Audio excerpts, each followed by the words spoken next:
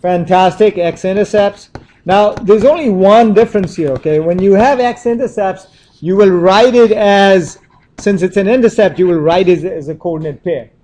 If it's a root, then you will just say x equals 3. You will not write 3, 0. Okay, so for roots, you write down just the x value of it. But if you give me an intercept is a point because it's crossing an x-axis somewhere, you need to write it as an xy pair.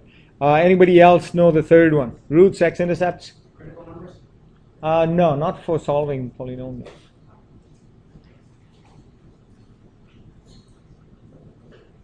Anybody remember that? This one might be a little tricky, okay? So supposing you've got a polynomial whose root is a, okay, some number a, I don't know what, a is some number. Then x minus a is a factor of the polynomial, okay? And this is something really, really central that we're going to spend a lot of time working on in chapter 2, okay? Because you're going to learn how to factor polynomials, right? You guys all know how to factor quadratics, right? Okay, we're going to try and learn how to factor much more complicated polynomials then, okay? Everybody get an idea what a 0 is, right? And you guys know the terminology, okay?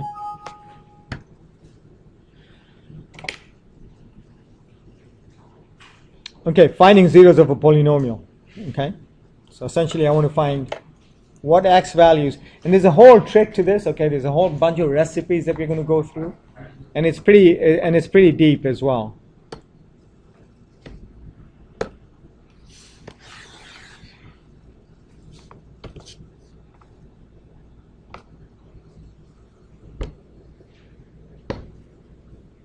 So finding zeros of a polynomial. What do you want to do here in this case? Yeah. Factor it. Factor, what do you get? Factor what? X squared. And then? Factor more.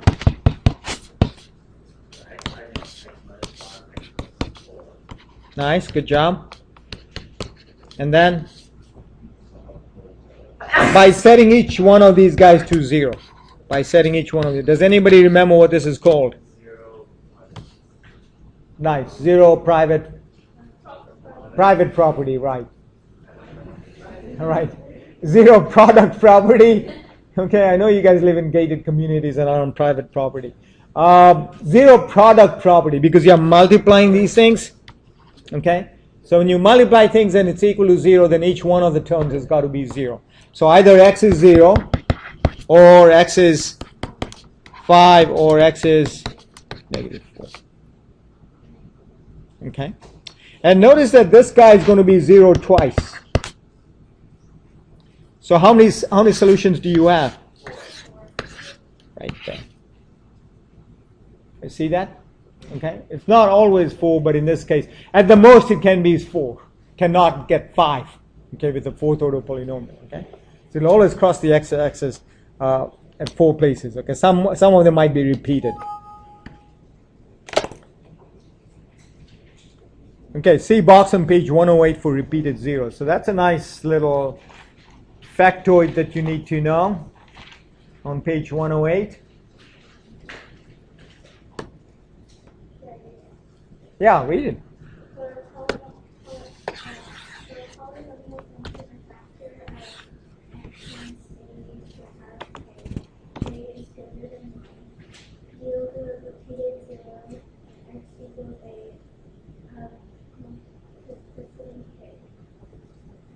Okay, so do you guys understand the word? So there are several terms in there, okay? Does everybody understand multiplicity?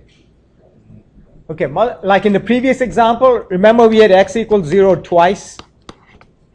Then this is called the multiplicity of 2. In other words, it occurs twice. Okay? So there are rules there if the multiplicity is odd or even. Okay? If the multiplicity is even, then the graph is just going to touch the x-axis. It's going to do like this. It won't go through the x-axis. Okay, it'll just touch it and bounce off.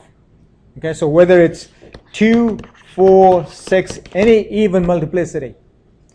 If it's an odd multiplicity, then the graph is going to go through the x-axis, either like that or like that. Either way. You guys got the difference between the odd and even multiplicity? Is everybody okay on that? Priscilla? Yes, Sona? What? Like where? Oh, there, I see. Right there. Okay, Sona is always looking for smiles, is what she's looking for. Okay. Opposite now. Given the zeros, find me the polynomial, okay? So opposite style.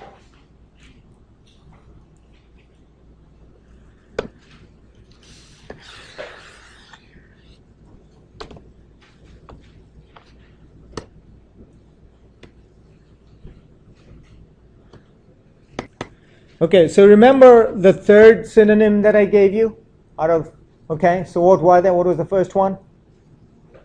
The beer that you drink? Root beer. Number 2, x-intercepts. And 3, okay, x minus a is a factor. So in this case, your polynomial is going to be x minus 0 coming from here.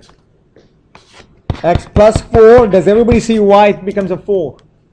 Right? Because remember that synonym that I gave you was x minus a.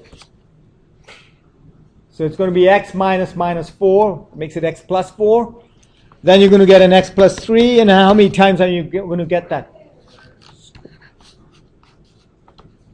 Right? And you don't want to write this in this form. This is a factored form. You want to write it in the unfactored form. Yes?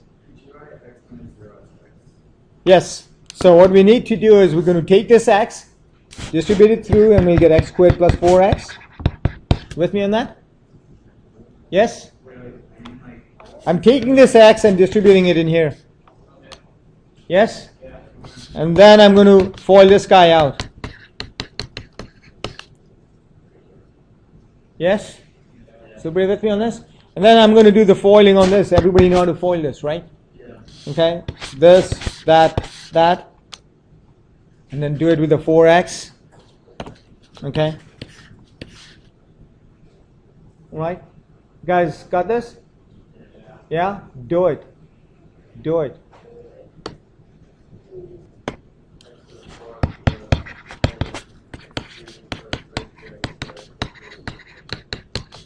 Plus what? Is Vikram okay on this one? Yep. Is everybody alright with this? Everybody got that? That was really fast, Vikram. Nice, good job. Okay, is everybody okay on this? Elim, you okay? Okay.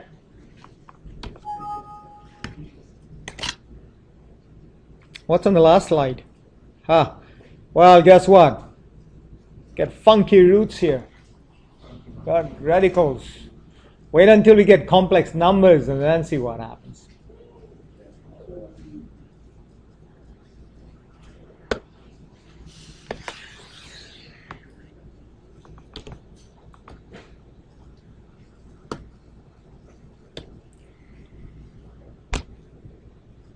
Okay, so foiling this is a little tricky, so I'm going to show you how you want to do that, okay?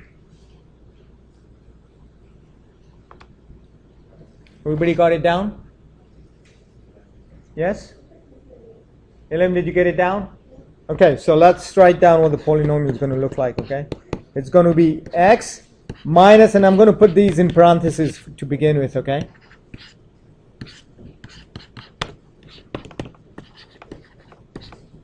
So everybody okay on that? Yes?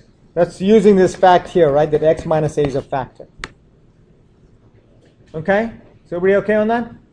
Okay. Now I'm going to rearrange my parentheses, okay? And this is where the trick really is. This is x minus 1 minus root 3. Everybody on that?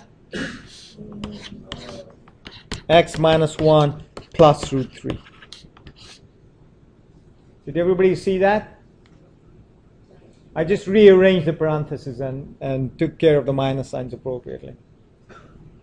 Now this is beginning to look like a minus b, a plus b.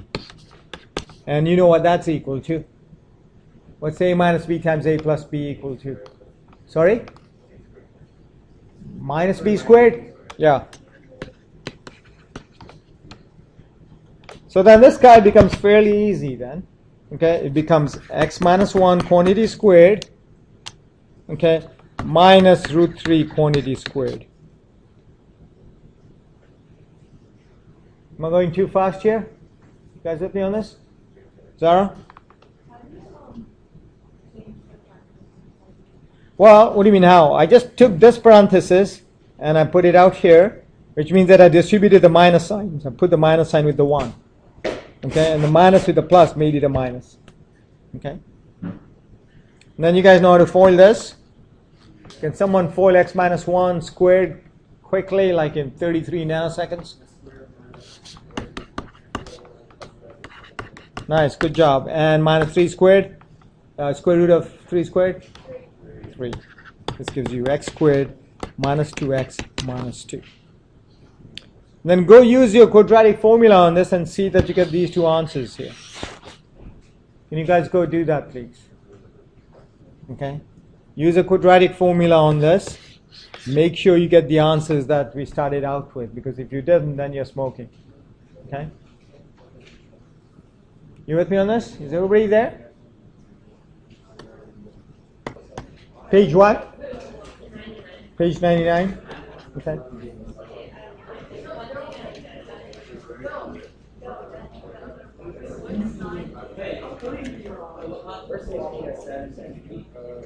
Okay, sketch the graph. Yeah. Hang on, let's just kind of work on it together. So x squared minus x plus 5/4. Okay, what you want to do is, yeah, you want to try and convert this to a vertex form. So this guy becomes x squared minus x. What's the coefficient of x? -1. You're going to take half of that, which is -1/2, and square that. So it becomes plus 1/4, and then minus 1/4. Right? So then this guy becomes x minus 1/2 quantity squared plus 1. So your vertex is at 1/2, 1. Okay, and then you just graph that.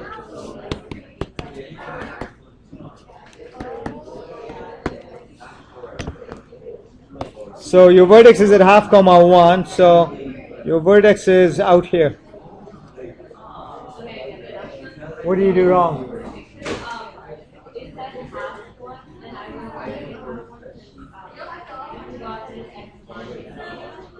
Oh, I see. You put down as minus 1/2. Oh, okay. All right. You okay?